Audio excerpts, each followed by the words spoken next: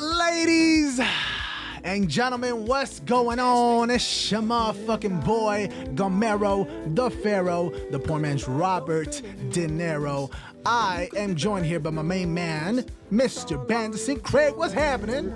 It's the first episode that I'm kind of running solo dolo, and I am extremely excited for you guys to be listening. We have two, for the first time, I said two guests on the show today, a veteran of the show.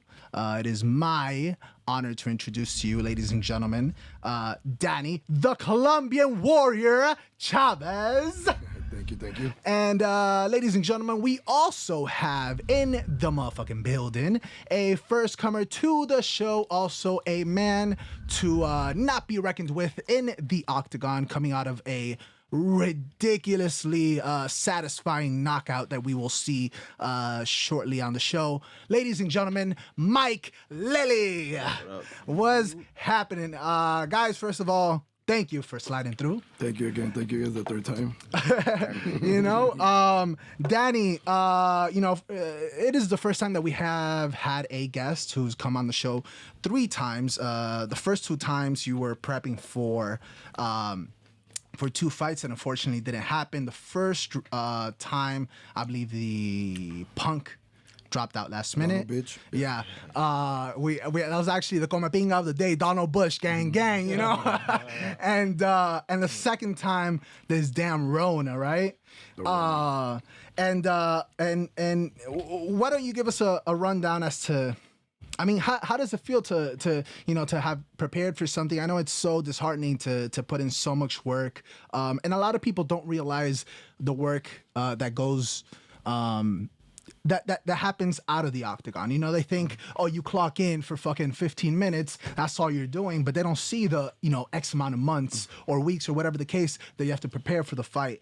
Talk to me a little bit about that. How was that experience for you? Has that happened for you to you before? Fights have been put out before. It happens. People got injured, so it's not the first time. Has it happened twice in a row like this? No, this is the first time I went twice in a row. The first one we already know.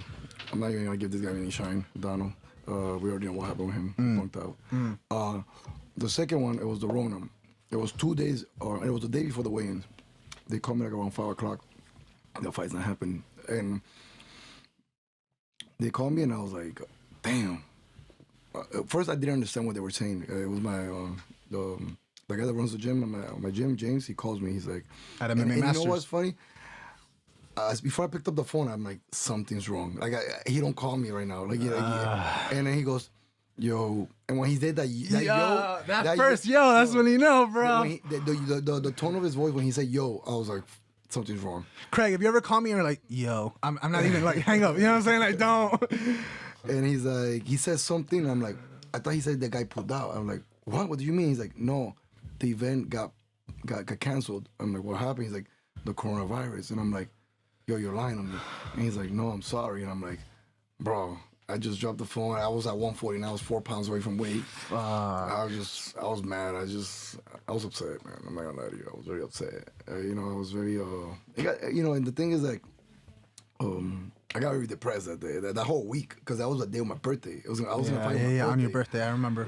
So, and the thing is that we went on lockdown right after that. You know what I mean? We went straight on lockdown. You know what I mean? So, I was just in the house, bored, started eating, gained a lot of weight. Bro, same, bro. And especially because since I didn't fight and I was cutting weight, you tend to like overeat. Yeah. You know what I mean? So it's the first time I ever hit 184. I never in my life hit 180. I was a middleweight by that time. By like 2 weeks after the whole thing with the Rona and the cancellation, I got to 184. And where do you normally fight at? I fight at 45. So it's taking me almost 40 pounds over. Okay. But I walk around 66, 67. Yeah. That's what I walk around. Yeah. Normally, after a fight, I'll gain to like 75 the most. And it's just me, like I said, just me munching for a couple of days. And then you go back down. It's just like, it's literally just a window of like a few days, and you tend to munch more than usual. Yeah. This time I didn't. I was like really munching, and remember we couldn't go out. We couldn't do anything. So what we were doing just watch movies and eat. And Yeah, it was very stressful. But you know, like an athlete, like every athlete, you know, we get our shit together. Get And the I shit went back together. to the, I went not to the gym. I went back to started training in my parking lot. Started doing mitts. Started doing boxing with my brother, my Luciano, one of my teammates. Shout out Luciano. And we that's it. But it was a very, very, very bad day. You know what I mean? I'm telling you, when I got that call, man, it was bad because I spent a lot of time in. I don't care about the money. I did spend a lot of money. I'm not gonna lie to you because I buy a lot of organic food. Yeah, you gotta eat right. I get a lot of massages. I got a lot of treatment. I spend a lot of money there. Cupping. And I take 8 hours from work to be able to train. So money was tight, and I was supposed to make it back, and I didn't make anything back, and it was hard, man. And that same day, I remember at night, I just went and I went out to go eat to the Cheesecake Factory. It was me, just my guys, me, Justin, Richard, and Luciano. Shout out. And the whole time they were just trying to cheer me up. They were trying to like make me laugh and stuff, and which I did. I was like, you know, because I was over it, not over it, but I was like in a better mood hours later. You know what I mean? I already had like teared up, and I was already. I was already done with being pissed off or anything. But how important to have that support system though? Oh, it was good, man. Because if I would have been just at home, I probably would have been more depressed. Oh, yeah. Yeah, I would have just been depressed. You know what I mean? And even though I got back home and it was still, like I said, for the next days, I was just like, you know, it sucked because everybody, remember, the 2 days after that, it was my birthday. And everybody started sending me birthday messages. Yeah. I was like, I wasn't having it. I was like, fuck my birthday. That's how I felt. Like, fuck my birthday. You know what I mean? I was supposed to fight. I was supposed to be a champion today. You know what I mean? But look, hey, man. I got a chance again in 2 weeks. Damn straight, and third time's the motherfucking charm, baby. You know what I'm talking about. Mike Lilly, brother. For those who don't know, where do you normally fight at? What do you mean? As far as weight? Oh, my weight, 170. 170. Yeah. What have you had a situation where kind of like that, like a fighter has pulled out before, anything like that? Yeah, but the fight didn't get canceled. Somebody will come in and replace. That happened to me before. But actually, when I was an amateur, one time it happened. Cut weight, got to weigh-ins, weighed in, and then they told me my opponent wasn't there. But On the day of? yeah, the day of the weigh-ins, yeah. Wow. But for me, I was an amateur, so I didn't care. And Yeah. that's when I was nervous, so I was like, all right, stress. I don't gotta fight. Like, oh no! I feel him. Oh hell Just yeah! go home and eat now. Yeah. That's how I felt. As far as the times that you have had someone fill in last minute, does that intimidate you guys, or do you ever? Because I believe we had a similar conversation as far as at one point maybe your team doesn't feel comfortable with you taking a last minute fight because you haven't studied this fighter. Where do you stand on this? How do you feel about last minute fights like that?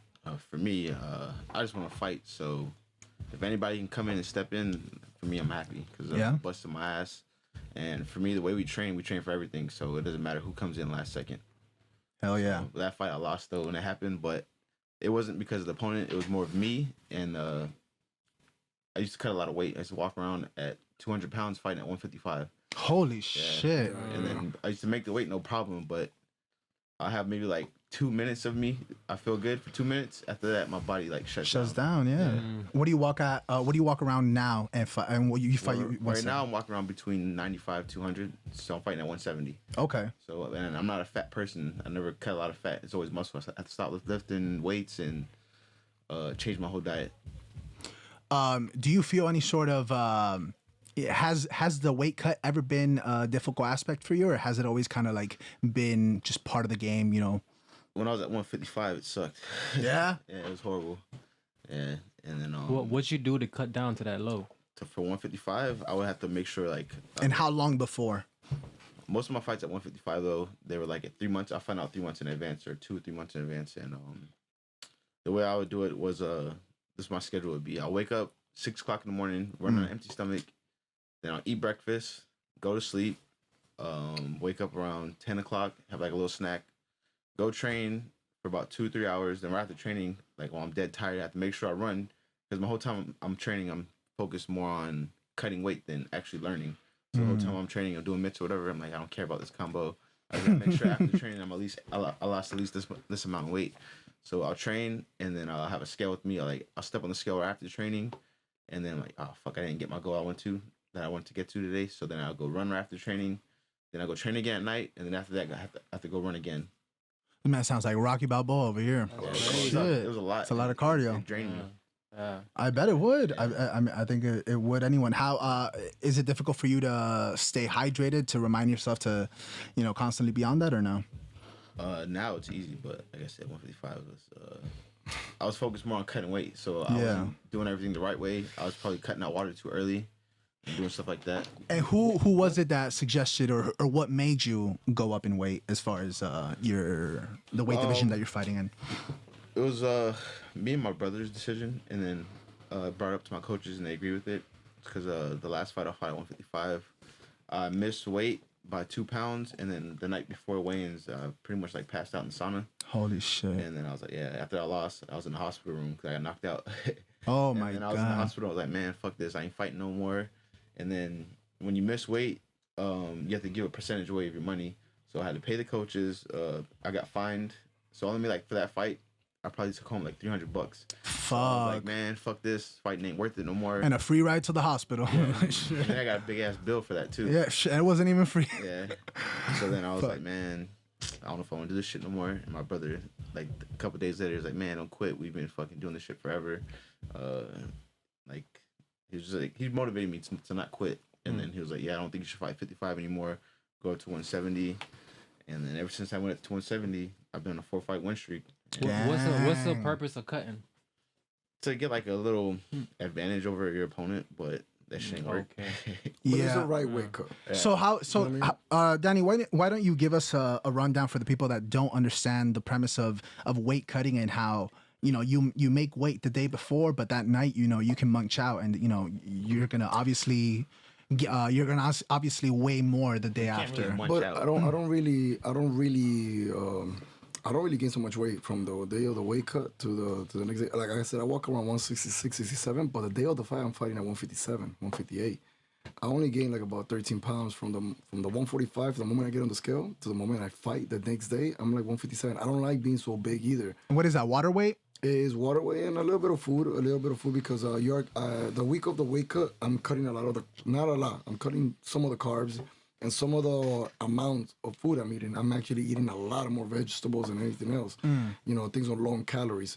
And I'm doing a little bit more cardio to lose some of the water. The last 8 pounds of my weight cut, it is water. Yeah. And the reason we do this is because it's not just to be bigger. It's to be a certain, like I said, everybody has a weight class for themselves. I mean, where you don't hurt yourself and you could fight a certain weight. For example, at 145, I feel like I'm fine. At 155, these guys are a little bit bigger than me. You know what I mean? 155, I feel like I could, of course, I'm healthy at 145. At 155, I'll probably be a little healthier, but then I will have to gain weight anyways to be at least as strong as these guys are. These guys are a little bit taller too. These guys are 6. You understand too? The height means a lot too. Oh yeah. Nowadays, 45ers are 6 feet tall. I'm 5'8". You know what I mean? And actually, I've been thinking about with a good diet. The problem is that people don't do a good diet, and the problem is that people don't. They want to do the diet like they want to do it like for a weight camp. I used to walk around 75 and fight at 45, but it used to hurt me a lot. Yeah. So I for months I worked my way to walk around 65. So where I could eat a bad meal. And still be 65, 66. Now I eat a bad meal and be 77, 76.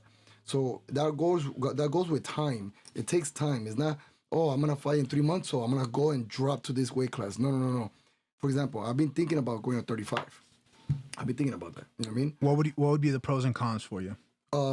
If I do it, for example, like if you tell me, then you got to fight at 35 in September, it's gonna be bad for me because I'll have to lose a lot. The same thing he said. A lot of muscle, a lot of this. No. For me to fight at 35 will have to be next year. So it's next 6 months, I got to get my body used to walk around 55.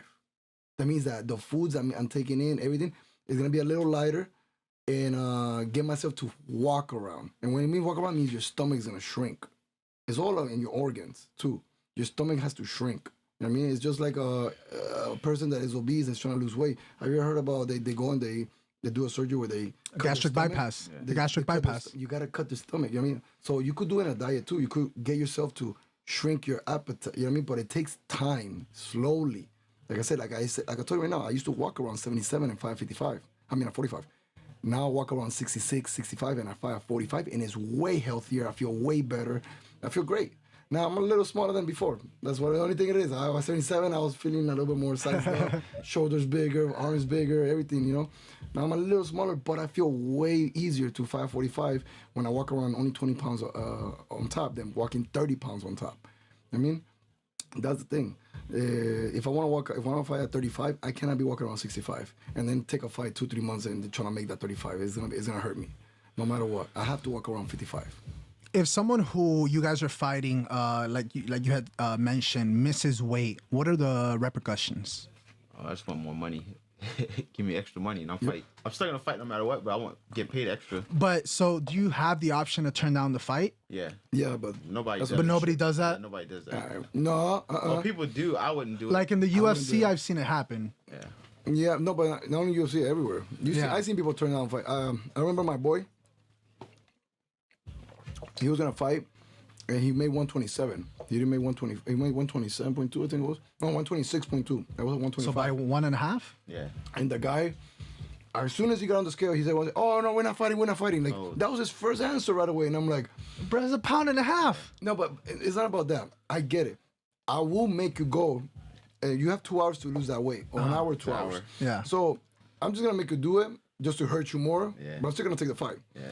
But I'm gonna make you do it. I want you to go get hurt more. I want you to mentally be like, fuck, you know. Yeah, I'm gonna edge this as much as I can. It's gonna be on my side, you know what I mean? So I'm gonna just torture you more, and then I'll take the fight after and take more money too, you know what I mean? But I'm gonna make you suffer a little bit more. But the guy mindset right away. Wars, mind wars, and shit. Yeah. Oh yeah. But the guy right away, as soon as he saw that he missed weight, he didn't want to fight. And his coaches kind of like talked him into it, and I'm like, he don't want to fight. He didn't want to. period. Yeah, in the first He place. didn't want to fight, period. Yeah. I remember, and then he got his ass whooped. And then he lost. And then he lost, yeah. And then he lost.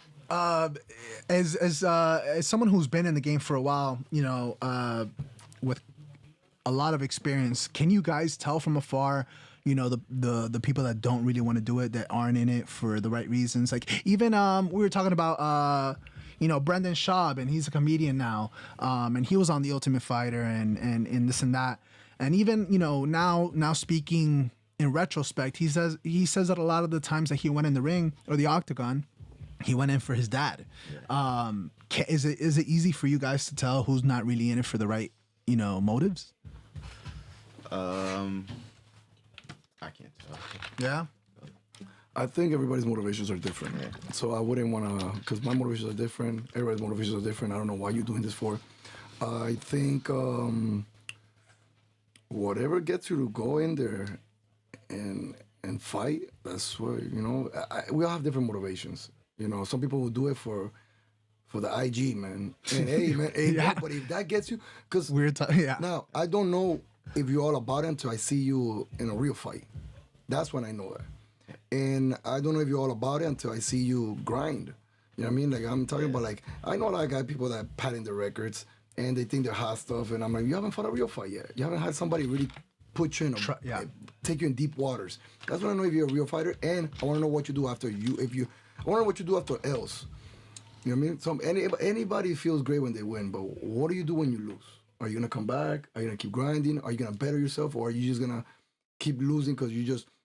some people get so depressed when they lose, because I get depressed when I lose. Yeah. People get so depressed when they lose that they actually they come back to fight again, but they don't put in, instead of making the change, they get worse. Yeah. And worse and worse. And so like I said, everybody has different motives. Everybody takes it different, but at the end of the day, like the heart and spirit of a fighter, you see it through time. You gotta let them fight first, you know what I mean? But I've seen great records quit fighting.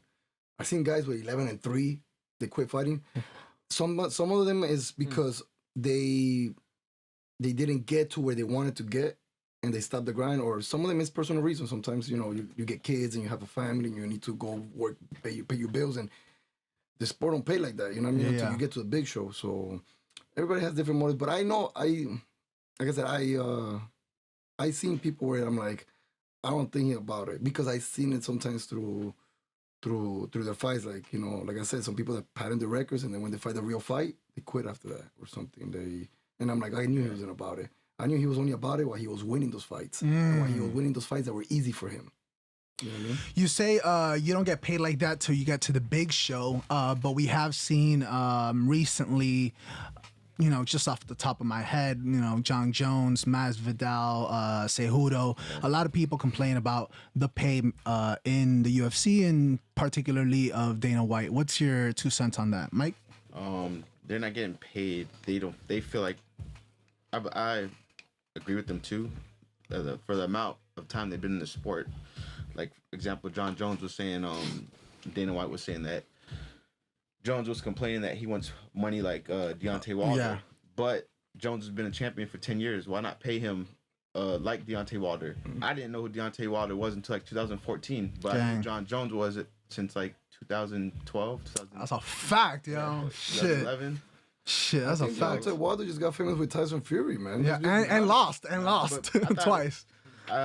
Was it when he fought? To me, I thought his big break was when he fought Ortiz. Ortiz, yeah. That made him. That started to get him up there. Yeah. But I John didn't- Jones since he became a champion. Yeah, Since he became a I champion. feel like he deserved that money. Yeah. But I feel like Dana White is trying to use his fuck ups Yeah. fuck ups against him and say that, oh, we shouldn't pay you this much because you fucked up a couple times. Also, Dana White saying that MMA is not a career. Yeah, I thought that was. I thought it was fucking I wild. want to slap him for that. Like, I thought it was like, what do I still you? want a job there, bro. I still want a job there, but yeah, fuck. Yeah, man. that made no It's sense. easy to say things when you're not in the shoes. It's easy for him to say that because Yeah. he's not a fighter. He's never been punched in the face. Yeah. He watches people get punched in the face. Yeah. And he could make he give his opinion, but he's not in there feeling what we feel, going through what we go through. And I'm sorry, but it took me 10 years to get my black belt. You're gonna tell me 10? Amen. You know how hard it was to get a black belt? It took me 10 years. Don't tell me that's not a career, man. Don't tell me that. First of all, by getting a black belt, I could open up my own school. I could actually charge a certain amount of money in privates and all that stuff. That's what people. That's what Real you're doing. business, And real that's what you Yeah, go up in a yeah. business. That's literally earning your stripes, bro. Exactly. That's you know. And especially now, and that's just jiu-jitsu. And MMA, I'm 9-3 with 2 knockouts. But my record keeps going up. The more I could attract to my business, you know what I mean. That's how it goes, you know what I mean. And this is still knowledge that I have. It's not just. It's knowledge. I'm passing knowledge too. You know what I mean. Like I said, is for him to say that it was such a low blow to every fighter. I don't really like it. I think somebody should have put him in his place. I think Masvidal said something. Yeah, you know what I mean? did. Yeah, somebody had to put him in his place, and somebody with a name like him. That's why I like Masvidal what he did, because he gets to say a lot of shit, and even the big stars sometimes they stay quiet because they want to get paid and they don't want to say, they don't want their boss to get mad at them. You know what I mean? So it's good that Masvidal is taking the steps that he's taking. John Jones and all these. I don't know about his Cejudo. I don't know if Cejudo is saying that. Well, He he said that's why he retired. retired. That's why he Oh, retired. yeah, That's he why. I haven't looked into his Cejudo, so I know John Jones and Masvidal were in that tip. So And I he's saying- applaud them for that, because someone needs to step up and say something to this guy, because at the end of the day, he has a lot of power. Because at the end of the day, every basketball player, everybody that plays basketball right now in high school want to go to the NBA. They don't want to go to China. They don't want to go to the Europe League. They don't want to go to the G League. They want to go to the NBA. Okay. You know what I mean? Same thing every fighter. I don't care who you are. I know a lot of Bellator fighters are very happy where they are because they're making the money they're making, and they could afford it. They could, you know, help their families. But I know, I believe that we all want to be in the UFC. Oh yeah. We all want to be recognized, you know, like that. Get There's those those golden trunks, you you know. know, at the end of the day, look, guys in Bellator like MVP, Michael Chandler, all these guys, bro, they could come to the UFC and make a lot of the guy that was the other guy, Diego, the brothers. Oh, Patricio. The Pitbull brothers, and the one that beat MVP, Diego Lima. Oh, These guys are amazing fighters. They come to the UFC, they could make a lot, but they don't get there because they're not there. You know what I mean? But at the same time, they're making enough money to help their families and themselves too. You know, so you have to make sometimes certain choices. You know what I mean? And I believe that they will wish to come to the UFC because I know that they could probably make more noise and that's everybody. Like I said, we got into a sport. I really believe people don't get into basketball to go to the G League or China. Yeah. They want to go to the They want the NBA. top Same as tier. us. Yeah. We want to go to the UFC. Now we could settle for something that if the opportunity is not there, we gotta take the best chance we get. But we want to go to the UFC. do you guys think that there could ever be a chance, if the UFC get of fighters that are not happy about the pay, do you ever see Bellator coming up on top or no? I don't know. It's hard. It's like to me, I always say like he said the NBA, but I always compare it to the NFL. I feel like UFC, you made it to the NFL, then you go to all these other organizations. To me, are like Canadian League, and, College XFL, XFL, college. Bellator, they do pay good though. Yeah, because I have a couple of friends that fight for them. They're making really good money, and the UFC won't match them that money because they're making a lot more money that the UFC is not going to pay them the same that Bellator is paying them. They're making a lot of money. So, but Bellator right now, I don't think they will surpass UFC, but I think it's like the next best thing. I think the UFC got to a point right now where there's no you can't compete with them. Yeah. They got in everybody's mind, like in everybody's mind. UFC is the sport. Yeah, which is MMA. The name of the sport is MMA.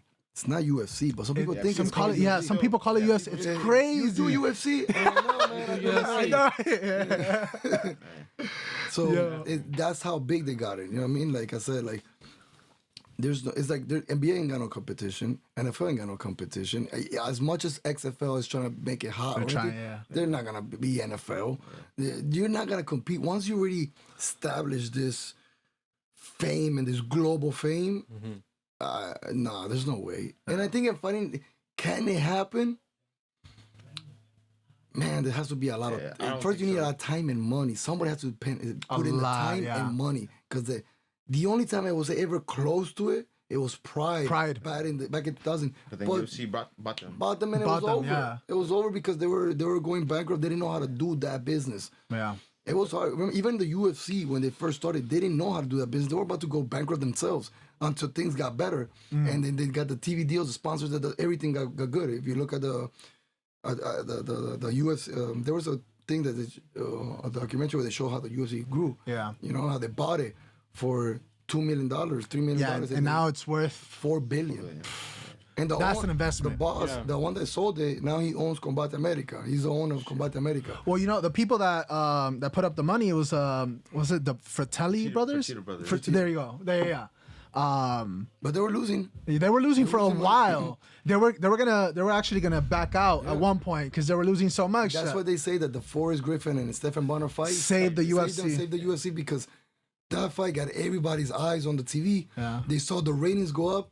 And like I said, once ratings go up, commercial deals, all that stuff, Have you guys seen Fight Lore? They made a Fight Lore about that one. Fight Lore is this new thing on UFC Fight Pass. It's like they get actual interviews from the people that were there, and they'll like animate it and reenact it. And it's crazy. They did like a background on Kimbo Slice. They did Bruce Buffer got into a fist fight with his brother. But it's crazy. His brother is the announcer for boxing. But he got into a fist fight with I forgot a fighter, legit UFC fighter in an elevator with Dana White there. So that was pretty cool. I've never seen that. Mike, you mentioned when you were fighting at a lower weight division, how disheartened you were after that loss, and you had even contemplating hanging up the gloves. How important is it to have a support system like your brother to tell you like, hey, let's try a different weight division, let's try this, let's try that, let's attack it from a different perspective? I think it's something. I think I'm lucky to have my brother because a lot of people don't have somebody like that, and especially to have somebody that goes through it with you. My brother fights also too. So did you guys get started like at the same time? Same time. Gotcha. Yeah. I think it's a good thing to have. I was ready, like I said, ready to quit, and then my brother just talked to me. He was like, "Man, don't quit. Keep pushing. We've been doing this shit too long," and it changed my whole mentality, the way I look at things now. Because if I were to quit, like right now, I'm right there I'm 1 or 2 fights away from UFC and Bellator, whatever, making good money. That glory to change my life. And if I would have said that back then, if I would have just quit, I wouldn't be in the position I'm in right now. So it's like hard, like. I don't know how to explain it. It's a good feeling at the same time too, though. Definitely. But if I were to quit, man, it would suck. Oh yeah, I probably would look back and regretted it. Like, man, what if I would would have kept going. Yeah, you don't want to have any. It's like a beautiful story, man. Like it's only getting better. Yeah. Like the way it started up, my record was 3-5. Oh shit. Okay. 3-5. Now I'm 7-5. So. Oh, bruh, turn that shit around, you know? Pull a fucking Yui real quick. That was fucking beautiful.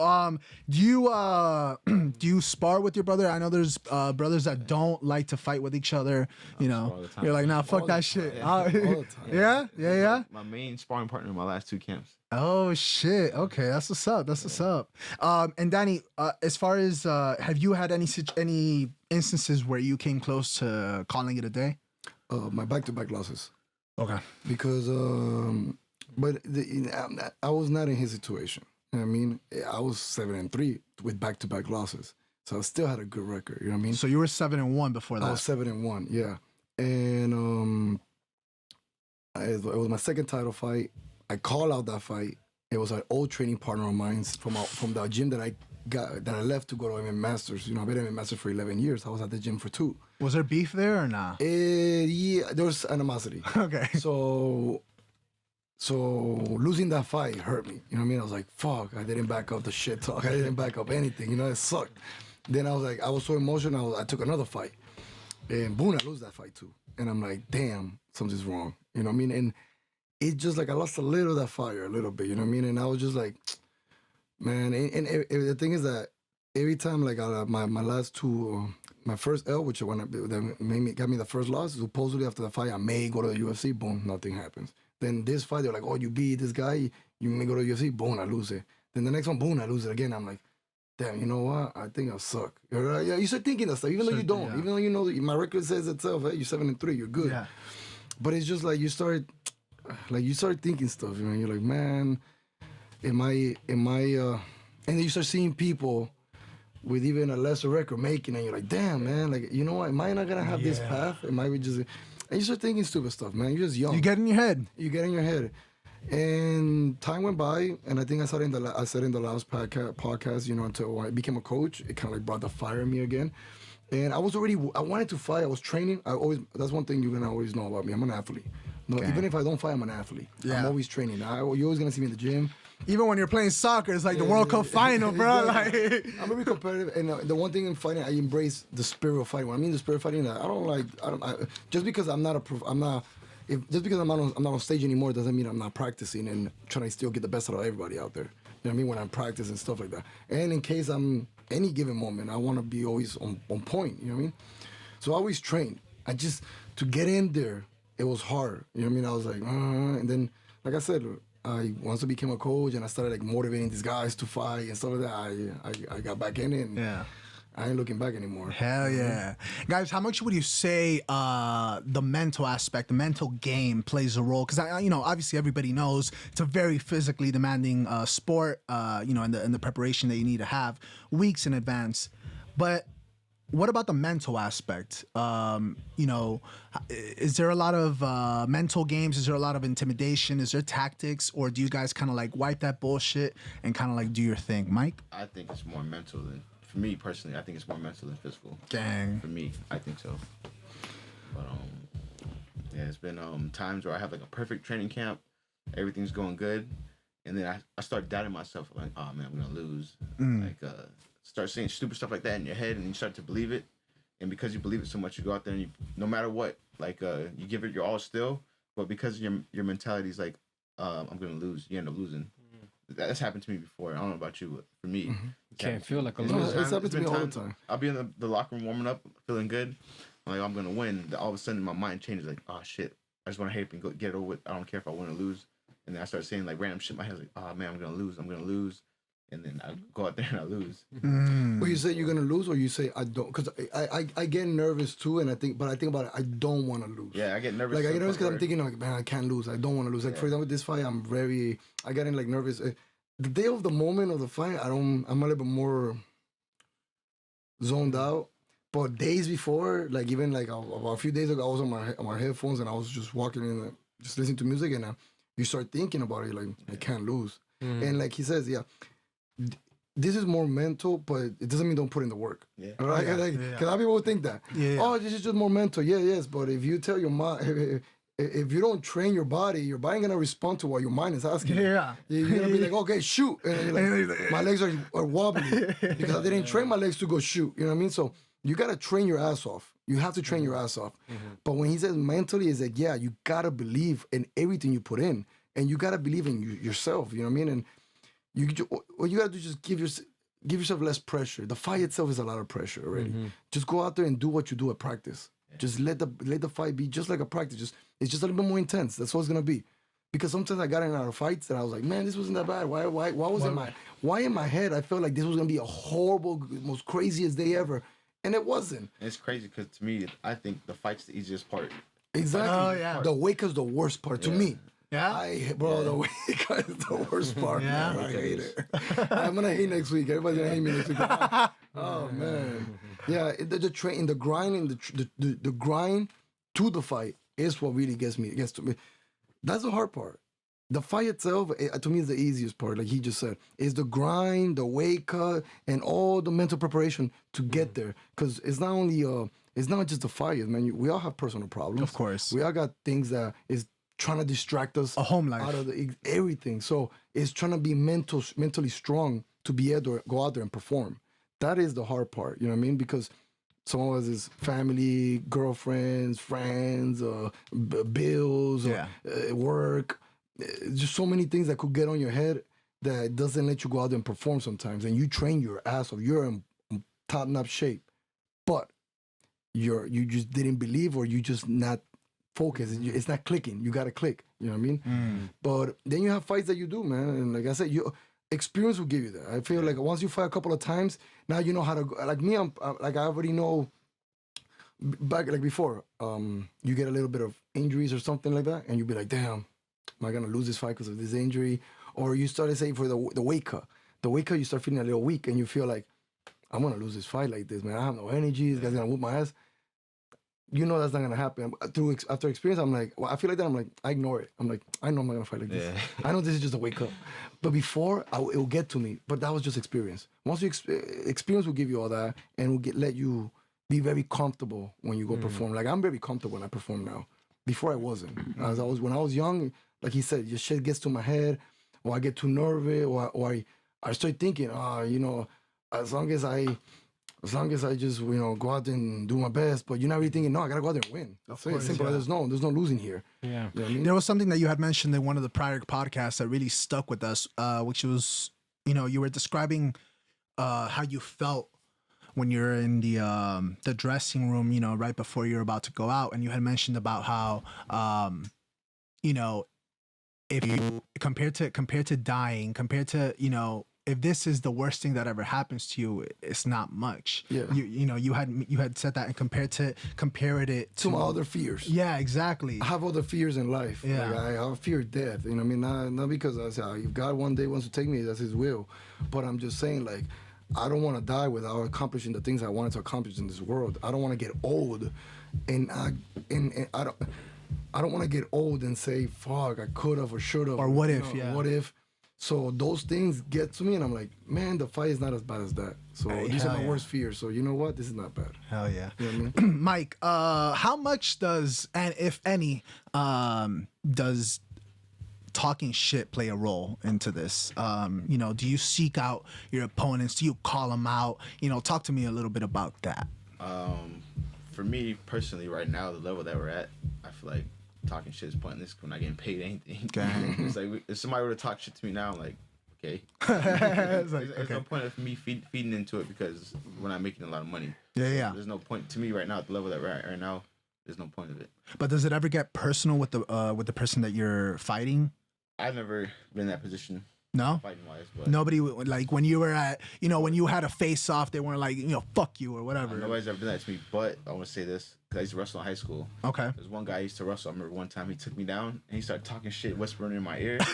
And then it like frustrated me and it did bother me a little bit. And I ended up losing because he was talking shit and I went out there and started going all wild and crazy.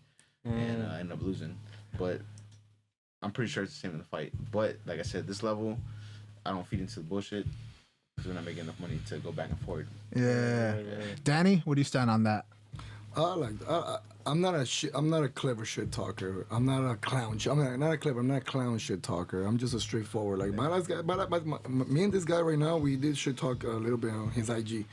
Someone sent me a post about him saying like, "Oh, COVID-19, try to stop the inevitable. I'm gonna go to Miami and snatch this crown." And I was like, I got on it. I was like, "Oh yeah, you're gonna come here and get an ass whooping," and I went off. You know what I mean? Wow. But it was just very straightforward. I'm not that kind of guy that's trying to be very funny. I'm not like McGregor. You know? Yeah. He's a funny guy. He likes to be funny. He likes to get in your head by funny. No, I'll tell you straight up. I'm more like Nate Diaz. I'm more like the street guy. You're not gonna drop bars on him? And he just said some stuff, and I told him stuff like, you know, I'm like, yo man, you just enjoy your career while it lasts. You know what I mean? Ooh, that is a bar, yo. And then like, shit. You know, and then we just said like stuff like that, but we stopped it right there. You know what I mean? Because, like he said, like, do I entertain it? I don't mind it, because I'm always been like that without fighting. Like, you talk shit, I talk shit. How y'all feel about shit talking to push more tickets? But to be honest, like at this level, we don't really sell so much tickets because of shit talking. How does the bread come in though? How does the I literally sell tickets because I know people. Okay. I know people. I have a big following. So, He does. And I worked in a gym that had so much people. I had so many classes. Each class, I had classes of 70 people, 50 people. So I would sell like 150 to 200 tickets just because people knew me and my family and my friends from high school. And he's also extremely talented at making a personal connection with someone, you know? Like, so, oh yeah. so you know, like it wasn't my shit talking, but I'm just saying I'm the kind of guy like I always grew up like, you know, I grew up a lot like with my friends in the streets and stuff like that. So we always like shit talk. You know what I mean? So when somebody's talking shit, I'm not gonna just stay quiet. Yeah. But I'm not doing that for the sport or for the selling. I'm just saying it because it's like, oh, go fuck yourself. Simple as that. Amen. We recently had Alex Caceres come on. You know, we had a great episode. He actually had good things to say about Masters and you. He had I guess like a background for a brief while doing backyard fights. You know, have you guys ever been involved in anything like that? Seen anything like that? Been revolved around that world before? You know, you took it as a profession. Mike? I've never been involved in it. No? I never cared for it. Yeah. I thought it was cool to watch, but For sure. Because I was like, when all the backyard stuff with Kimbo and when Masvidal was doing it back in the day, I was still in high school. And when I used to see it, like, I wasn't even into MMA back in the day. Like, for me, this fighting period, I was like, man, it's crazy. The only people that watch MMA, people that get drunk all the time and drink beer. I didn't care for it. I never cared for it at the time. Yeah. But I think back then I would probably still never do it. Yeah, for sure. And whenever my friends would ask me, I'd be like, nah, man, I'm too scared. I might go out there, fight somebody, they don't get blood tested. I might fight somebody with AIDS or some random guy. That's what I always asked him about that. I always asked about the test. Yeah, for sure. Especially seeing the video of Kimbo slice his opponent and his eyeball was like over here. Danny? I knew Masvidal by the time he did his second one with Ray. He did a first one with Ray, but by the second one with Ray, I was at the same gym that he was training at. And at the time, you know, Masvidal was hot. Like, he was like that superstar of the gym, you know what I mean? Yeah. And I remember me actually liking that. I was like, you know, because I came a little bit from the streets too, so I kind of like wanted to get like a little bit of that credibility too. Yeah. Oh, man, that street cred, yeah, boy. Exactly. But then as I got into the sport, I was like, this is whack. You know what I mean? There's more credibility to the guys that really are professionals trying to fight, trying to, you know, do that. And what he said too, I thought it was nasty if these guys don't get tested and all that stuff, and I'm probably gonna get all something. And I remember I got offered one time to fight Michael Nates. Someone told me one time, like, oh, this kid with braids, you know, you should fight one day. And I was like, nah, man, I fight professionally. Like, I don't fight these guys. But then later on, he became a friend, very good friend of mine. Oh, so shit. it was funny. You know, but never. I just didn't see. I just saw it as a. You lose more than you gain. Yeah, and I knew a guy that was a professional MMA fighter that got knocked out in those backyard fights. It made him look really bad. Fuck. Well, you remember Kimbo's opponent made a debut in UFC and it was not pretty. Oh, the cop. Yeah, it was fucking horrible. Bro, it was bad. You know what's funny? They took down the video, if I'm not wrong. Yes, they did. Yes, they did. Back in the days, I saw it. But that guy got elbowed. Everybody thought just because he beat Kimbo, he was gonna be this new thing. And it was really because Kimbo was gassed at that point. Yeah, Kimbo was tired, man. He didn't know, nobody ever lasted with him that much.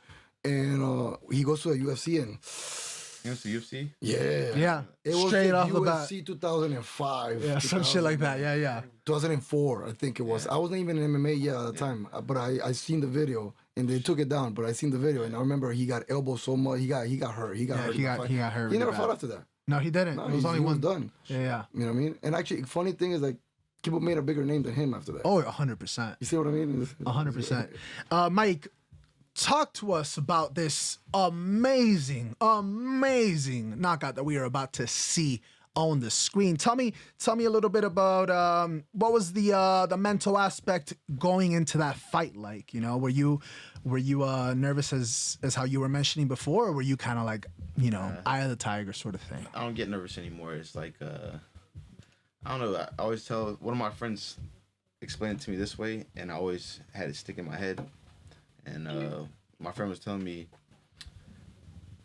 to try to, if I'm gonna fight, try to enjoy it like you're enjoying sex. You're not trying to rush it. Go out there and enjoy it. And then once they told me that, it stuck with me. And every fight since my win streak's been, just go out there and enjoy it. Oh, he out there playing a video game and shit. When you rush it, you can't get the broad off. You're like, yeah, bro, just go out there and enjoy it. And then the fight, I didn't expect to get a knockout. I thought it was gonna be a boring grappling match. I thought I was just gonna take him down, hold him down for 3 rounds. Was it your first knockout? Yeah, first knockout like that. Well, I have a TKO, but Okay. knockout, like put him to sleep, first hit. Yeah, like tucking him into the bed. You know what I'm saying? That was my first one. But Gang. yeah, I didn't even know I had that in me. I thought I had like pillow hands. Well, I guess I'm thinking that he does not think the same.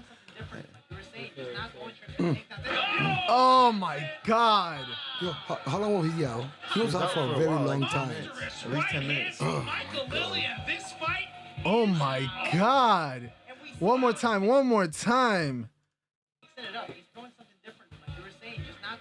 Oh, God.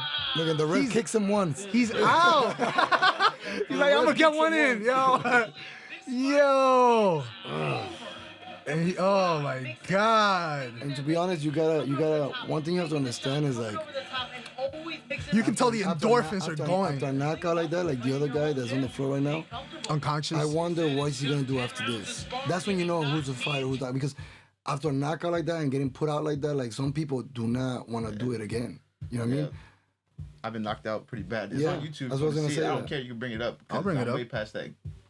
That's why you have to give props to Mike Yeah. Lilly, because you guys have to If you see understand. it, you see it. I know Mike Lilly for a long time, and there was a moment of his career that Put Michael Lilly versus Santil. He know that's what it's about, you know. yeah, he had to overcome those Like that? demons. Those are demons you gotta overcome.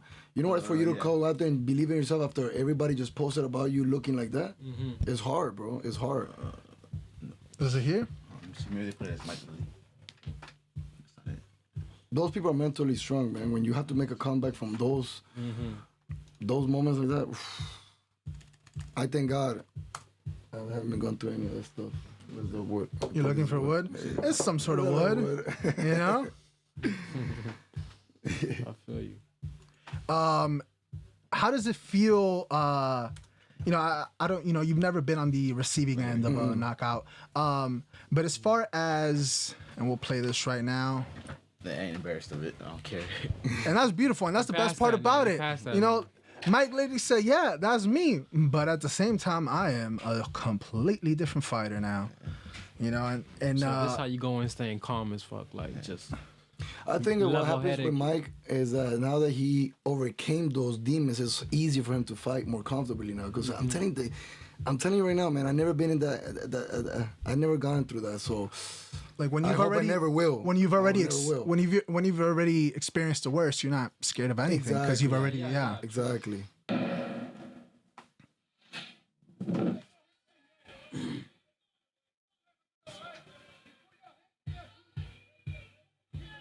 Well, certainly Mike This was a Lilly has triangle, been right? through adversity, Yeah, put him been in through triangle and wars then I got slammed on my before. head.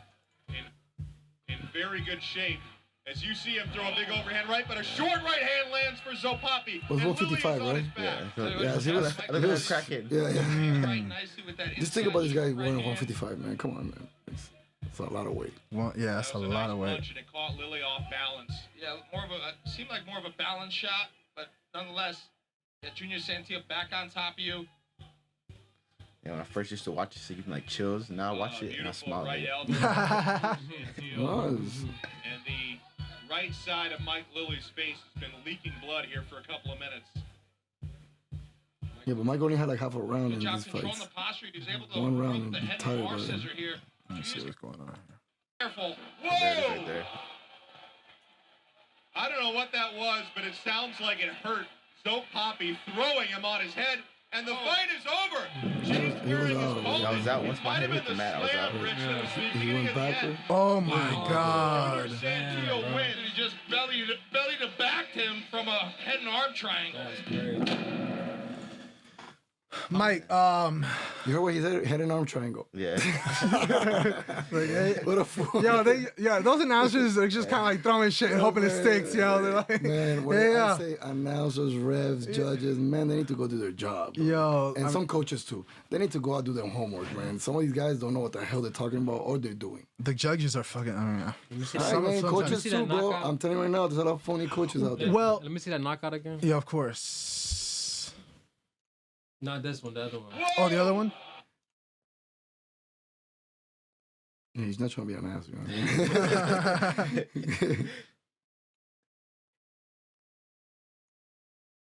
Mixing it up. He's throwing something different, like we were saying, just not going. Fuagata! Right on the chin. Monstrous right hand. That's what's called the button.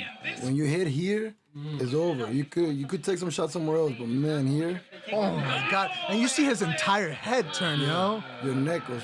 Oh my God. Monstrous Yeah, right you see the hand difference from in my body Michael from Lilly. 55. Oh yeah! Oh my God! It's like twice a person, yo. There's two people there, yo. Performance. Another one. Say it again? He was 55, another one. Yeah, the other one. That was my last fight at 155. And right But here, even though if you really look at it, he of course he looks a little bit bigger here, but it's just the performance. When you watch him perform in the first one, after the first one, he just didn't look himself. In this one, he was able to still get takedowns, and trust me, your energy level is just it makes a lot of difference. And I think after losing so much water weight, you lose some of your equilibrium. You know what I mean? So your brain can hit the skull the hard because you shut down. I mean, I couldn't Look at that snapping. do it.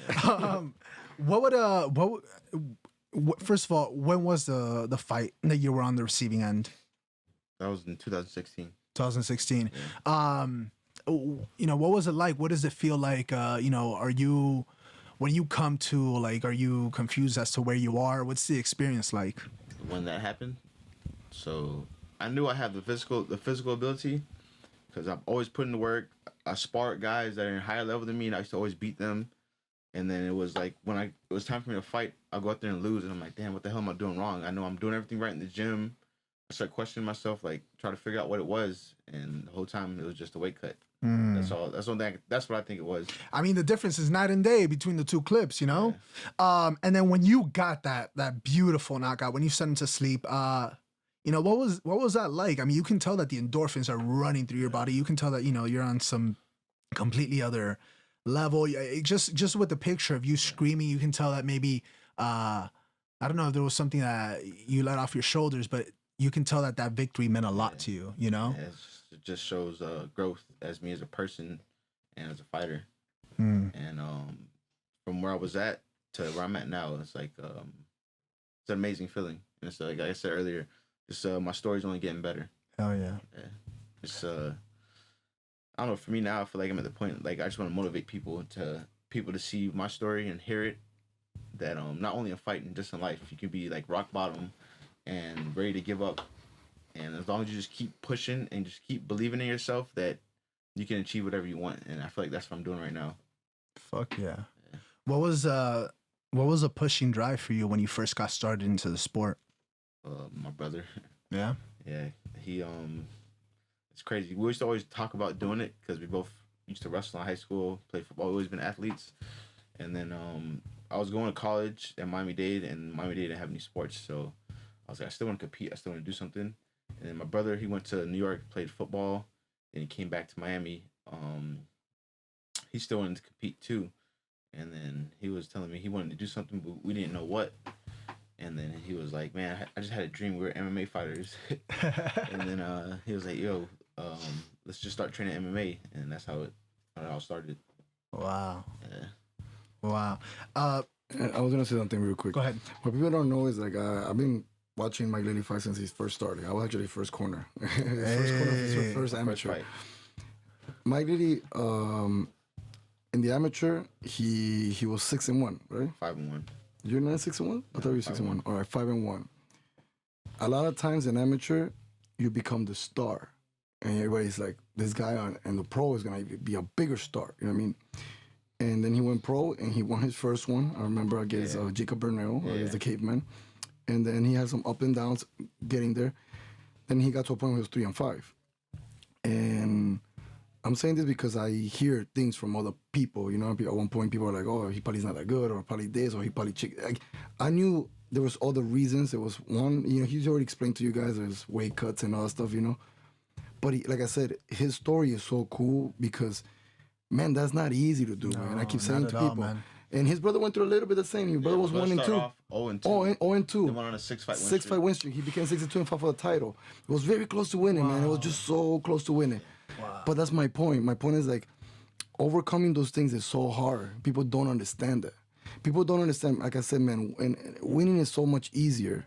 When you lose, trying to come back and win, that's the real victory right there. I mean, you know what I mean? That's when you really feel what is winning is, when you lose and then you got to come back and win. And especially the times and the way he lost and the way his record was at one point, he could have called it quits and everybody. A lot of people would have been quitting. Yeah, That's for what's sure, up, guaranteed.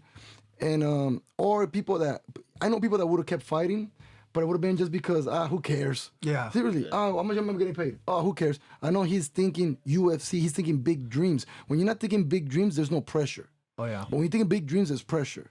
And like I said, his story is so cool because I don't have that story. You know what I mean? I have a different story. We all have different stories. But that story is so cool because that was not easy. You know what I mean? Anderson Silva, the best fighter in the world, his first fight, for his debut, he lost. And he thought about quitting. He talks about that. How his first fight was a loss. And he thought about quitting. And Nogueira kept him, believed in it. And look at him. He became, some people consider him one of the GOATs. You know what I'm trying to say? So I always say that, like, I've been watching fights since he was an amateur, his first fight, because I cornered his first fight. And then from there on, I've seen all his amateurs, I've seen all his pros, I've seen all his fights, even the one that he fought in the UK. Yeah. He fought once or twice in the UK? No, once in the UK.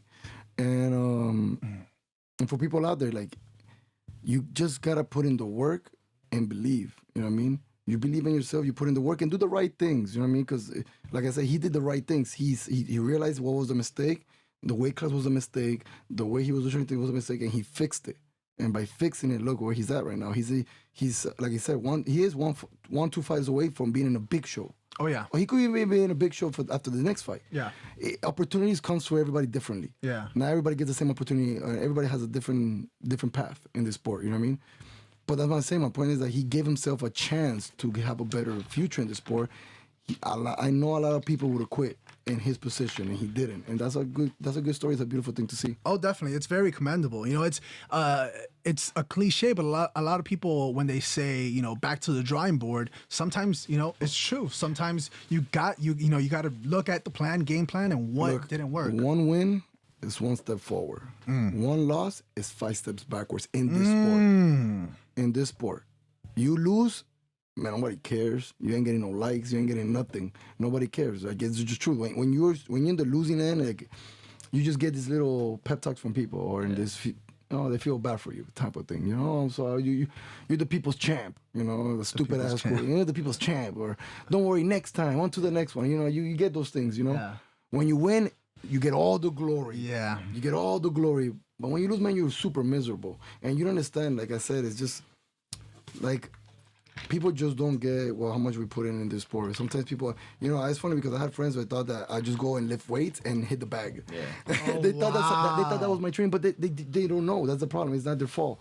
They don't know the sport, so they really thought that, like, like I remember one of my friends one time was like, let's go. I think it was a baby shower or something. There was a party, and I was like, no, I gotta go train. He's like, bro, you could hit the bag later, or go lift weights at night. And I'm like, that's not what I do. I need my training partners, and I need to wrestle, jiu-jitsu, I need to do a strike, conditioning, and I gotta have, like, you understand, like, I'm like a horse when I have a fight coming up. I go with the blinders. from my house to the gym, and if anything, to work. And that's it. That's the triangle I make. You know, right now I'm not working, so it's just house and gym, which is great. Right now, my training camp is fine, you know? But people don't understand, like, I don't got time for parties and all that stuff. And I try my best to have like for example, yesterday, 4th of July, I went and passed by real quick to see my family. You know what I mean? But that's the only things I could do. I cannot just do every time they want to have a gathering on a Saturday and just chill. Like, I can't do that. I'm at home. I'm at home, just relaxing, resting, ready for the next day because I got to put in work. You know what I mean? Speaking of what's hard to ignore, how has the coronavirus affected your fight camps? How has this experience, being such a different experience compared to other fight camps or other scenarios? Because really everybody is experiencing it for the first time as well. How was it trying to train, train with people, train at a gym, this, that, when, places are closed, there's curfews, there's this, there's that. How did it put a damper on the fight camp at all or no? Mike? For me, I took it, to me, it's like a blessing because for me, before all this started, I was working security overnight for the past 7 years at Fat Tuesdays on the beach. Holy shit. And they got shut down. They're closed for good now. Wait, and training during the day? Yeah. So God damn, that's fucking intense. I'll get out of work like at 5 o'clock in the morning, then to make sure I have to wake up at 9 because I live about an hour away from the gym. So I get up at 9, leave my house at 10 to be at the gym at 11. Wow. Then to get punched in the face. Yeah. Yo, God, oh my God. To get punched in the face. Like hard. Yeah, people don't get that. Yeah, like they don't. So for me, it was like a blessing.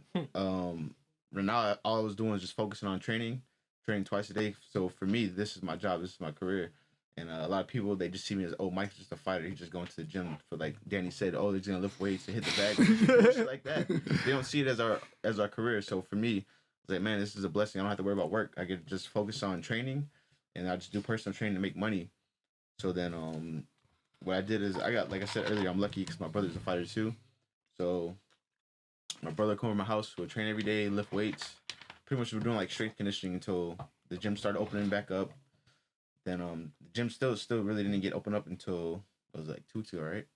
But before that, the coaches opened up to the gym because they found out Titan was gonna have an event. So they told me they're gonna get me on the card, and then they opened up the gym only for certain people who are gonna have fights. They couldn't not really open, not to the public, but just for the fighters that whoever had a fight. So it'd be like me, my brother, and the coaches. That's it. Gotcha. But yeah, for me it was a blessing. I just got to focus on training, and that's it. That's how I took it. Danny, what was your experience like? You know what? It's almost the same as him. I've been working 5 years at this gym. Fight Club, and the last 3 years I worked Monday to Sundays. I didn't have a day off. I was making a lot of money, and I felt like when I used to fight, my last 2 fights, I kind of like I'll go to the gym for attendance. I wouldn't be able to fight. My coach would not let me fight if I'm not training, so I had to go and show up. But I wasn't enjoying it, and I was not evolving because I just wanted to get in and out and go rest because I gotta go work again. Yeah. So yes, economically I took a hit. I took a hit economically. You know what I mean? I lost a lot of money. I lost a lot of this. But man, as a fighter, I've been enjoying it. Yeah. You know what I mean? As a fighter, being enjoying it. I train every day. No matter how much money you make, you're doing something you love. It's gonna be exactly. Hell yeah. I've been enjoying it in the mornings. I go in the mornings. I see them at night. When was the last time you saw me in the afternoons? It's been years. Yeah, you know, now we see each other in the afternoons, and that's funny because people don't know, but like he goes with his brother, and I go with my brother. Our brothers, like, we're the ones that have brothers in the same gym. You know what I mean? That's dope, yeah. So it's funny because I get to train my brother too, and like I said, the whole Corona thing, I feel like I said, God has a reason why he made it. It happened to me right now. Like I said, because let's say my gym would have opened, then I would have been back to work, but my gym closed completely. So now I'm just really focused on just training and fighting, and I think like this was meant to happen because I feel like as a fighter, I was like shortcutting my training camps, and I already know how to fight, guys. You know, I already kind of know. I just gotta sharpen my tools and stuff, but I wasn't adding new things, and I felt like as I was fighting, I was losing a little bit of timing, a little bit of this because I was spending so much time working too. Now I'm not really working.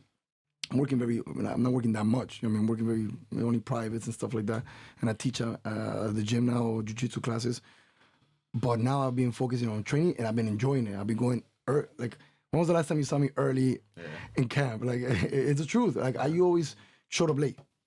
Every day, gym starts at 11, I'll be there 11:05, 11:10, 11:15. You know what I mean? Now I'm there at 10:30, 10:20, 10. Damn. You know what I mean? And because I wake up and I'm ready to go to the gym now. I don't know all the worries about anything else. Just get better as a fighter, and I've been enjoying it, man. It's actually, like he said, it's been actually a blessing. So for some people, it probably wasn't. Like I said, economically, it was not a blessing. Yeah.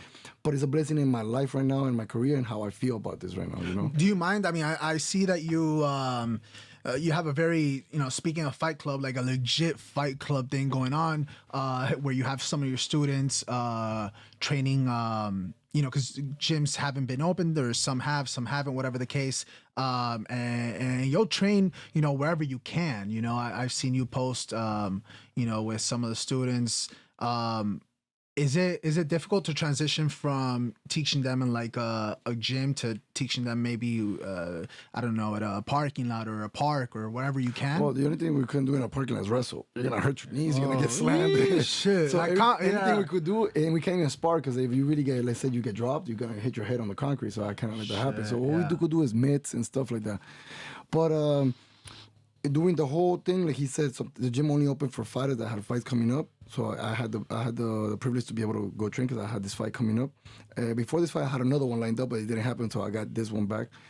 And my friend was opening up his gym too, and sometimes we would just go in there and train.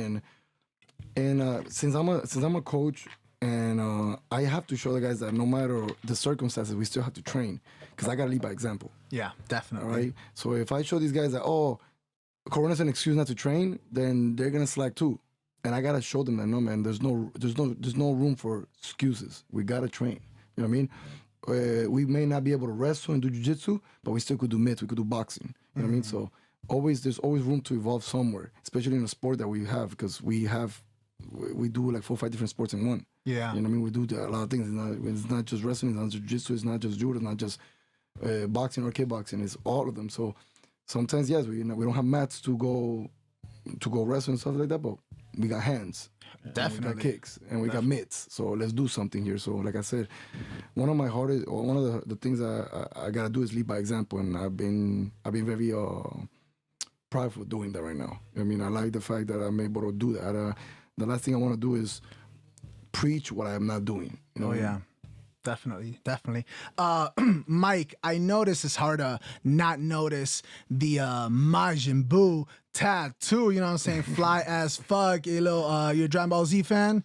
Yep. Yeah. All my tattoos I have are Street Fighter, Dragon Ball, all type of anime and video game stuff. Yo, that's dope. Yo, shit. And speaking of, for our listeners, every single week we have a segment by the name of Craig's Movie Reviews. But today we're going to have a guest star do the movie reviews. It's actually going to be a show review today. Danny, why don't you take it off? What have you been watching? When for those very brief moments when you're winding down at night and you get to catch a couple minutes of TV when you're trying to relax those muscles. What are you catching right now? Well, I watch a lot. Well, first, I always catch up on YouTube on sports channels like First Take, Undisputed. I watch Roland Martin on Filter. He's a big spokesman on Black Lives Matter and stuff like that. I really like his take on all that stuff. I like a little bit of politics and stuff like that. I'm into it a little bit. I watch The Breakfast Club. Hey. I think it's a dope podcast. And I've been watching on Netflix Surviving Escobar. It's actually about his right-hand man in Popeye, JJ, Jota, however you want to call him. He was going, wow, yo. But man, the show is fire, man. It's fire? Yeah, it's fire. The acting is fire. I'm from Colombia, so all the actors are Colombian. I'm not a big fan of Narcos. Because, I was gonna ask. The accent was kind of whack, right? Yeah, man, you can't do that. You can't. It was a Portuguese accent, bro. It was a Brazilian dude playing Escobar. No, man. And even if his acting is fire, man, you can't do that to me. You can't come and sell me a Cuban and he speaks Mexican. It's like, not to discriminate. Not discriminate. Just come on, you don't do that to me. Yeah. Make it authentic. Get authentic, and because I'm very into movies and stuff like that. But it's not like there's not enough Colombian actors, though. But movies, I have not watched any more. I've been my boy Colin. Shout out to Colin. Beautiful fight recently. Yeah, Colin has been telling me to watch Uncut Gems from Adam Sandler. Fire. You saw it? Is it good? He said it's good. It's one of those movies like you're watching it, and you're getting pissed. Like, why the fuck's he doing that? Yeah, yeah. Like one of Oh, those, okay, like, okay. one I of gotta the- watch it. I gotta watch it. Watch You it. get Watch upset it. and you want to yell at the TV. And anime. I've been waiting on Attack on Titan. You know. Hey. I've been waiting. on Mike, Attack on Mike, Titan. what do you get into? What do you get into as far as TV or film or anything like that I've when really you're been trying to? watching anything. I've just been playing Last of Us 2. Bro, Last of Us. I haven't played the second one. First one is fire. It's like a movie. It's honestly what they do is What it's about? What's that? It's like zombie stuff, but Okay. it's like a mixture, like sneaking around and horror. Like Okay, you fight humans and you fight like zombies.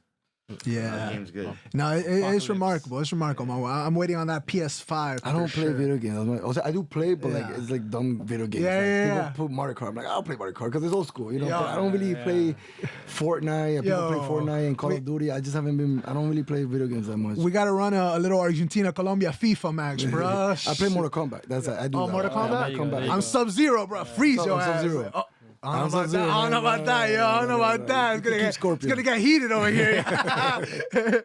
But I guess like switching lanes a little bit before we wrap up. I kind of wanted to get your guys' input, kind of how you had mentioned on the protests, Black Lives Matter. Everything that's going on right now, there's so much going on. I think last night Kanye West announced that he's running for president. Like fucking that's that 2020 season finale, baby. And Elon Musk, like supposedly he's gonna be his vice president. It's all a fucking shit show at this point. But we spoke about Corona for a little bit. I wanted to get your input on the civil rights movement that's going on right now. The Black Lives Matter, the protests, everything. Mike. I don't know. I feel like it's crazy that we're in 2020 and people still getting racially profiled. and Amen. People getting killed. Like I was talking to my brother about this the other day. Like when we were kids, we've been kicked out of Sunset Place, the mall, for wearing tank tops, and they're saying that they thought we were a gang, so we couldn't stay. and we had movie tickets and everything to go watch the movie. We got kicked out for a little dumb shit like that. And even like a couple of days ago, I went to the dentist, and for some reason, they took my money to get X-rays, but I went there for a cleaning, and they was like, "Oh, we couldn't see you." So I felt like I was kind of like racially profiled. They didn't want to take care of me. They took my money for the X-rays, but they didn't want to finish the job, do my cleaning, and then their excuse was, "Oh, we have other patients." But I was like, I was here at 9:30 in the morning. Exactly. I had to miss training to The fuck? to You a come here, patient? and I was kind Wow. of pissed about that. I'm getting heated just hearing about it. Nigga, I'm We're a in patient. We're in 2020, and people still acting like this. That's insane. I always try to bring awareness like to all this stuff, man. 'Cause to me, it's crazy, and there's still people that don't know. They still don't understand that people are still there's still a lot of racist people out in the world. A lot of people don't understand that, and yeah, man, it's crazy. To me, it's crazy. Danny. I talk about this a lot with my people. I haven't really been so spoken. I did the whole black screen and Yeah. the Juneteenth. Oh, I tried to. sorry, my bad. I tried. I actually went protesting too. Oh The shit. first week, but I only went one day because I'm still worried about coronavirus. Hell yeah. I'm So not am gonna be I. out there every day, but I went one day, and the news makes everything look a lot worse. Like people are saying everybody's out. I'm pretty sure some places are rioting, but when I went, the news made it seem like we were out there rioting and acting all crazy. Nothing was going on. We just went out there, peaceful protest. Everybody was nice and cool. Like if somebody threw a piece of paper in the trash, like, why are you doing that? Pick it up, like stuff like that. Everybody was so peaceful. Like, Did any of the cops try you? nah. No. Like I said, the news makes everything look worse. Like, they make it a big thing to make people freak out. Mm. Yeah, What were you? those ratings? Well, yeah. Where were you by? Winwood. Okay. Yeah. Danny. So yeah, I was gonna say that, but Mike Lilly actually went out there and he actually protested. I didn't do things like that because like he said, the corona. Hell yeah. I was actually very like, oh man, like the whole thing with if there was no corona, I probably would have been out there. I'm always been about the community. I don't understand. I to this day I was talking to my brother about this a few weeks ago, and I was like, I don't understand what's being a racist. I just don't get it. I don't get it. Like I grew up there. I don't know if it's because the way I grew up, my house, whatever. I was raised in Colombia, and everybody was Colombian to me. Nobody cared what color you were. Like, why I got to this country and I realized the history over here, and it's like, damn, man, like I don't understand it, and we don't see it as much. Like me as a Latino, because I'm in Miami. Let's be honest. But I've been in Wisconsin, and you feel it. Oh yeah. You feel it. I was in a Walmart one time, and Home Depot, Walmart, one of those places, and I remember they, some guy I walked by, and he kind of like shushed me like that, and I went off. I went off. imagine, yo, like And my boy kept telling me, "Stop, bro! You like don't make a scene here." I was like, "Nah, nigga, I'm sorry. yeah, you're good. Fuck that." You know what I mean? And then I went to the hotel, and I remember I went to go ask for service at the hotel, and I was there. I was in the front first, and there's a couple that walked in and behind me, and they assisted them first, and I felt disrespected there. That is And things like that, I just don't understand. I just don't get it. You know, I don't, and I won't be able to get it because I don't have those feelings. You know what I mean? I see everybody as, if I don't like you, it's because who you are as a person. I don't care about your skin color. I don't care about your sexual orientation. I don't care about any of that stuff. It's who you are. You as a human being. Who you are as a human being is what matters to me. And well, the only thing we could do sometimes, and I actually give him props for what he did after his fight. He talked about George Floyd and all that stuff. And Oh, wow. we gotta use Hell our, yeah. that's the only way sometimes as athletes we could do is use our platform to do that. You know, we use our platform and we get our voice out there, and that's the kind of help we could do too, and encourage people, because like he said, we're in 2020, man. What's going on? Why are we here being racial divided? Like, it's the most stupidest thing. I think, like I said, I don't get it. I don't get it. One of the first things I said, you know, the guy had his knee on his neck for 8 minutes and 46 seconds. An MMA round is 5 minutes. So imagine, like, almost twice the amount of time of an MMA round, which is so draining as it is, and to have a knee on your neck, you know, for that amount of time, it was disgusting. You know. But like I said, man, I want to say something. I just. Like that, my wife for the young word earlier. I'm just that's barbershop talk for a second. You know what I mean? But I just, like I said, man, when I see, because I watch all these sports channels and stuff, and they talk about this, and you see people kind of like excusing why is this happening, and I'm like, no, there's no excuse, man. Like, there's just no room for this, man. You know what I mean? I keep saying, man, there should be equal opportunity for everybody. And if you're not, like, to me, like, there's only one race, is a human race. And why we just get divided because you're, like I said, we're getting divided for no reason, man. It's the most stupidest thing. Like I said, to this day, it's hard for me to put my mind. You know how they say a detective, before he solves a crime, he has to think like a thief. Yeah, He has to think like the criminal. I try to think like the racist.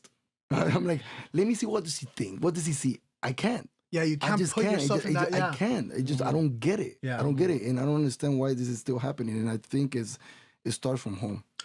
Yeah, I agree. Do you guys think that it plays any sort of role in the MMA community? Do you ever feel like, you know, anything like, you know, maybe there's a black man that's paired to a white man. It's like, oh, he's gonna, fuck that white boy up, or vice versa. Is there does that play any sort of a role in the MMA world? Yes, I would say yes, because I feel like Amanda Nunes got done wrong when she was fighting Ronda Rousey. That's a fact, You know yo. what I mean? I feel like because, you know. And nothing against Ronda, because that's not her fault. That's not her fault. She was never going to win that like fight. the big heads, the companies, whatever, whoever's on top, because everything starts from the top. Yeah. Whoever's on top was favoritizing her. Yeah. And Amanda was saying it. She was like, it's because I don't have blonde hair and blue eyes. She was exactly. saying stuff like that. Exactly. You don't think it was? And You don't think it was because? sexuality too? I think has a place. Like I said, there's still discrimination with sexuality as well. So I think like everything played a role against her. And now she's silencing everybody because she's the GOAT. Yep. You know I agree. You don't think that Ronda being a moneymaker at that time played a role, or no? Yes, but I think races had that to do with it. I think, and if I'm not wrong, Tyron Woodley was feeling like that too about it. With this last fight? No. I'm talking about like when he was champion. Yes. Okay. I feel like he talked about it. I'm not gonna get so detailed in it because I didn't really read so much into it. But I know he was feeling like him being a black champion was affecting him a little bit. They wanted him out. They didn't want him there. And What about in the like in the local scene, or in the what about in the amateur scene? You know, anybody that you've coached, or even any fights that you guys have been a part of? Have you guys ever felt anything like that? I never experienced or seen anything. in the local shows. Like I said, man, we're blessed in Miami. Oh, yeah. Because we all Latinos here. Yeah. And Latinos don't really, I don't really, I believe there's still Latinos are racist too, but I don't think we have that so much. I don't think there's so many Latino, like Miami's, like I said, I feel, you don't feel in Miami. Like I walk around and I feel at home everywhere I go because I'm Colombian and I'm Latino. But when you go to certain states, Not certain even cities. It's just up north. Oh yeah, just go up North Florida. Yeah. Boy. Yeah. Bro. There should be North and South Florida because it's two completely different things, yo. And people don't know that, but yeah, I think like I know in the MMA scene here, down here in local shows now, we don't. No, I think to me it's business. If you don't get an opportunity, it's because it's not your color. Is you didn't sell tickets or something. Yeah. Or you just they didn't want you or whatever. But I don't think it had to do with discrimination. Not here. But I believe in other places, probably for sure they will. Do you guys feel that there's a sort of favoritism for fighters that have that showmanship quality, you know, that talk quality? Do you think that someone who has more of an online presence and is more willing to play the Conor McGregor game, do you think they would be picked over someone with more talent? Yeah, I think so. Yeah. Yeah, because at the end of the day, it's entertainment, and that's what's bringing in the money. So I can understand that. Like, say if I'll be upset if somebody picks somebody else because of that over me, and I'm a way better fighter than them, I'll be upset, but I can understand why they would do it. Danny? To be honest, I'm in that side because I'll be honest, this is my 6th main event, and I've always been either the main event or I got 12 fights, and I'm about to go my 13, and I've been 2 co-main events and 6 main events. I've been always in the top, but that's because I sell tickets, not because of my.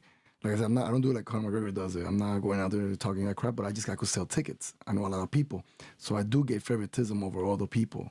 I do get that, and I know that, and I use that as leverage to get more money, to get more, because at the end of the day, I milk as much as I can. It's for me, because the promoter's going to milk for them, you know? So, but I do hate the fact where if the next guy in line is the next guy in line, don't skip him for a person that is just could sell, because I feel like it loses the integrity of the sport.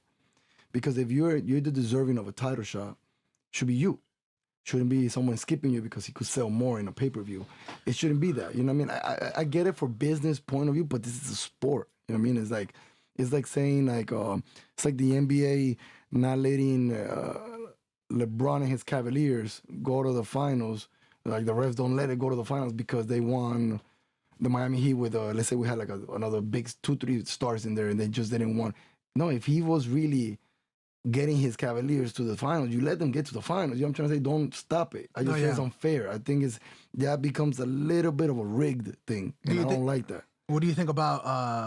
But I've been in the side. I've been in the side where I get favoritism. I do get favoritism because I sell tickets. Do you think the Sugar Show falls under that umbrella, Sean O'Malley? I think he's like so far he's been like to me like I guess like the full package, because he's talking crap, but he's actually performing good. Mm-hmm. Yeah, that walkout knockout was nice. It was nice. And the guy he fought, I thought he was gonna put on Eddie. What's his name? Eddie Wineland. Yeah, I thought he was gonna put on a better performance because he's a former. He fought for the belt a couple times, and I think he's a WEC champion. Yeah. So I thought he was gonna put on a better performance than that, and I thought it was gonna be a real test for O'Malley. I thought so too. And then he knocked him out, and I was like, yeah. No, he's still not. He was not a top 20 guy, anyways. Yeah, he wasn't, but still. But he's an experienced fighter. Yeah. Very experienced. And for who who O'Malley is. Yeah. It was a matchup. But do you think that they are grooming him? You think they're giving him easy fights? But okay, this is the thing. There's not okay. Now, it'll be whack if it goes from Wyland to the title shot. Yeah. You know what I mean? That's when you'll be like, this is whack. Yeah. But if he's stepping down the ladder like everybody else does, it's just that he gets a little bit more fame and more commercials because who he is, that's not his fault. That's his aura. That's what he does. That's his marketing ability. You know what I mean? Like it's not his fault that he has a marketing ability, that he braids his hair with colors and he has tattoos and he speaks a certain way. At the end of the day, and he's performing. It's like if you're losing and you're getting these shots, it's different. But you're not losing, you're winning. And now everybody, like I said, always the company is always gonna like trying to like help and push the ones that they see they could probably be a big draw, but at the end of the day, you gotta win those fights, and he's winning them. Now, like I said, if he goes from Wyland to, let's say, a number 11 or 12, and then from there a title shot, then I'll be like, what's going on? You're skipping the line, because the hardest thing is to go through that line. The hardest thing is to go through that ladder of killers to get to that title shot. That's the hardest part. You could go from number 10 to number 7, 2, boom, that's fine. You skip like that to 2 to 3 spots. You're not gonna go in 10, 9, 8 savings. You're not gonna go like that. Yeah. That's too much. By the time you hit one of them, you're probably gonna take an L. But he's not skipping the line like that. I believe his next fight might be a top 15 guy, top 10. That's fine. You know what I mean? Yeah. Now they're gonna give him a little bit more commercial compared to the guy that's already number 7. Yeah. But I don't know how number 7 sells himself. I don't know how number 7 is selling himself. You know what I mean? So it's not his fault that I go out there. It's like I said, man. I have friends that don't like, man. You go to my Instagram right now, and I post at least one every day or once every 2 days. And my story, you know how I eat. You know every time I went to train. You know you're gonna see I post, and I go out there and I get people to go buy me a ticket. I do that. I hustle. If you don't hustle, that's your fault. That's why I get main events and co-main events. It's not my fault. You know what I mean? Now, they're not giving me a tomato can to fight. They're giving me a real fighter. Hell yeah. But I'm getting the main events and the co-main events because of that. Because I'm putting in the work and I'm hustling and I'm selling myself. You're not selling yourself if you just want to just get the fight, sign the contract, and put one picture on your post and expect to get the main event. Don't hate on me. Don't hate on the player. Hate the game. Oh yeah, it's part of the game, and that's a fact. Before we wrap up, guys, I want to get your input. Who do you guys have as fight of the year so far? Mine is was it Joanna and Whaley? Yeah, to me so far. Over Diamond and Hooker. Yeah. Gang, it's just right there. It's right there. That fight just happened, and then when I think back, I watched the girls' fight. To me, the girls' fight was a lot better. Joanna had a, what's it called? I was about to say that. How come, like, Johanna to be able to keep fighting with that second forehead she had? Yeah, it was a second forehead. It was both of them. What was it? What's the technical name for it? Hematoma. There you go. You're right, man. Because it's really between. Because it's between them two. Those and you know two. what? But I'll say something. The Johanna and Ming. I think it's Wei Li. Wei, they never stopped. Yeah, they kept going nonstop. This one, of course, I get it that we all see guys And as they are more didn't go explosive and more thing, but man, these girls there stopped. Nobody went for takedowns either. It was just a kid. The girls, they didn't go for no takedowns. Are you sure? Yeah. And in Diamond they did. In Yeah, Diamond, they did. Okay. Yeah. Man, he's right. Like since we see since we saw the Diamond fight so soon, Dustin Poirier and Hooker, it was just recent. We that's the closest memory we have. We forget about that Johanna one, man. That was. I think Johanna, you're right. You know what I mean? They didn't stop, man. Those girls didn't stop, and they showed the heart of a lion. So yeah, that probably is the fight of the year. Gang. The That was an amazing fight. If you guys haven't gotten a chance to check it out, please do so. Ladies and gentlemen, it's been such a beautiful, beautiful time. You have to check out, Global Legion FC, home of the fighter. On Saturday, July 18th, we are going to have that MMA fight. And you will have yours truly, Mike Lilly and Danny, the Colombian warrior Chavez, fighting on that card. You can catch it on Fight TV. Are they having people there or no? They're gonna have a limit of people. I think it's 75 people. Yeah, because they're having only a 50% capacity. So I think it's only 75 people allowed to be there, which because I guess the capacity is 150, so they're gonna have 75 people. But they're not really giving us tickets. I guess the guy's trying to sell tickets by himself because I guess he's trying to make some money. He doesn't want That's what it is. Yeah. But I think people could go because the Titan FC, people were there. For Collins or mine? For Colin, not yours. No, Yours Collins, was nobody there. Collins, Nobody was there? only Staff. Just staff. Exactly. People that working. But Colin, I saw people there. Like he told me it was only people that work in the event. Yeah. Yeah. Damn, I guess I was wrong. But I know in this one, they're gonna have a 50% capacity. But like I said, it's only 75 people that are gonna be able to go. So, Yeah. and I think they're gonna have them all like distant from each other, and the mask. I think it's only gonna be tables or something like that. I think so too. I don't really know because I'm not really getting into it. This is the first time I don't sell tickets. I don't really care. Just go watch it on Fight TV, Fight TV. which is FITE.tv. Yeah. That's the only place I'm gonna. That's why I'm telling people to go and watch it. I'm not gonna. Right now, I'm focused on this fight. I'm focusing on the title. I'm focusing on getting this one finally. It's my third one. So, and to be honest, like it's funny. This came into my head a few days ago as I was into music. I didn't realize about every fourth fight I get a title shot. Oh, When I was 4-0, I fought my first title. When I was 7-1, I fought my second title. I'm 9-3. I'm fighting for my third title. Oh, wow. So it's a crazy pattern, but I gotta break the curse. I gotta win this one. Hell yeah. You know what I mean? So everybody just come and check it out, man. Or not come and check it out. Watch it. Watch it. You know, watch it. And because like I said, I'm not focusing on anything else. I'm not even focusing on like I said, I still do the marketing part with my phone and the Instagram and all that stuff. But I'm really focused on the fight right now. I gotta get this one. It's 5 rounds, man. It's not 3. It's 5 rounds, and my opponent is a game opponent. Like I said, and I give him a little bit of fuel to that fire. I know I give him a little bit something for him to train harder, you know. So Yeah. I'm getting the best deal in Kala. So I'm ready for it. He's ready. They both are. Ladies and gentlemen, Saturday, July 18th on Fight TV. That's FITE.TV, Global Legion FC, home of the fighter. You definitely do not want to miss those fights. It's going to be 2 glorious victories.